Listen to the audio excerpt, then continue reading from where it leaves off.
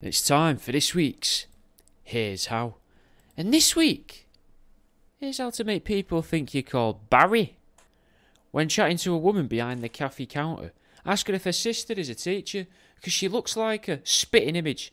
When she says, "No, I don't have a sister," you can say, "Oh, never mind. She was a lovely woman anyway. I used to wind her up something rotten.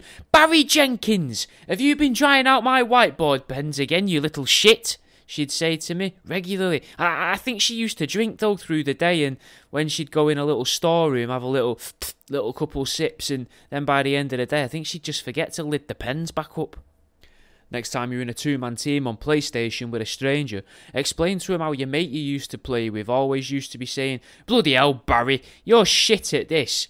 But then go on to tell them about how you miss him, saying how you grew up together but he lost his life in an accident on Carnegie Road by the old industrial estate, how he was driving his girlfriend's Kia and a taxi driver T-boned him, and because of the age of the Kia and the weight of the battery in the hybrid taxi, he never stood a chance, and that you go to see his mum sometimes but she's just a shell of a former self.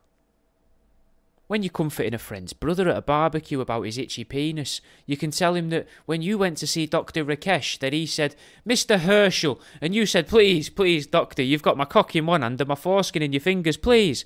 Call me Barry." And he said, "Well, Barry, it's Belantis, and maybe you've had a stray hair in there that's agitated it. Honestly, it's nothing to worry about. If you feel like it helps, wash it under a tap or in a glass of water a couple times a day until the irritation goes down. And then, comfort your friend's brother that this could be his problem too, but you're not as qualified as Dr. Rakesh, so you're not in a position really to look at it or help him, and he should still go and show it to his own doctor when he gets the chance." When you're talking about your mum, tell a story along the lines of, and I came home with 6 more porno magazines and a couple of VHS tapes that, we'd found in the nettles. And my mum says to me, she says, "Barry, we don't have a video player. If you want to watch these, Barry, you'll have to take him to your auntie's house."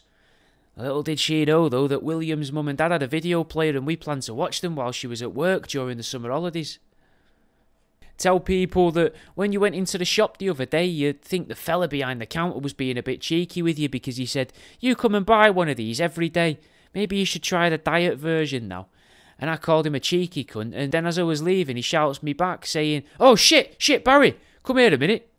And I get back to the till and he says, "There you go, mate, got you in a few extra steps there," and winked at you. Tell an anecdote about going to your local pub on New Year's Eve and say that the doorman said, "Look, Barry, you haven't booked a ticket and I can't let you in, mate, but if you go to the smoking area for a bit, I don't think anyone's going to notice. Besides, Joan's been sniffing around after you. I'm sure she'll bring you a couple of drinks out if you give her a bit of attention." When you get asked about a highlight of your life, simply tell them that when you heard the dean of your university say your name and call you out for a special award, "And we would like to acknowledge Barry Dreadler for his contributions to the community," and tell them about how you welled up when you shook his hand. In the break room, start complaining about how the new girl keeps calling you Gary and you're not really sure how to tell her it's actually Barry because you don't want to make them feel uncomfortable because she dresses in a bit of a frumpy way and you're not sure if her confidence could really take the hit as she seems a bit nervous and it's gone on for too long to bring you up without it feeling weird. Recount how when you got stopped and searched by the police as a teenager, they asked for your name and address and you told them, "It's Barry Fulcher, Stevenson from 482 Berkeley Lane." And the copper said, "Barry Fulcher Stevenson." And you said, No, not Barry Fulcher Stevenson. Barry Fulcher Stevenson. You know him. You used to come round with your wife when I was little. You might know him as Fat Steve, I guess. A lot of his mates call him that. And then the policeman looked at the police lady next to him and puffed out his cheeks and said, "Fat Steve." Then you saw it click in his head. "Bloody hell. Little Barry, look at you. I've not seen you since you were down here." And how you joked with him saying, "I thought that's why you stopped coming over because my dad caught us." And he started frowning and told you not to say that to people and warned he could give you a caution on the spot just for insinuating he made you suck his dick. But you've seen him since in the pub and he explained he was just being professional but said, please don't do that again as rumours spread really easily in a police station. Tell your mates about when you used a Ouija board and the ghost immediately spelled out B-A-R-R-Y. And you went, "Fucking hell, that's me." But you never actually found out who the ghost was.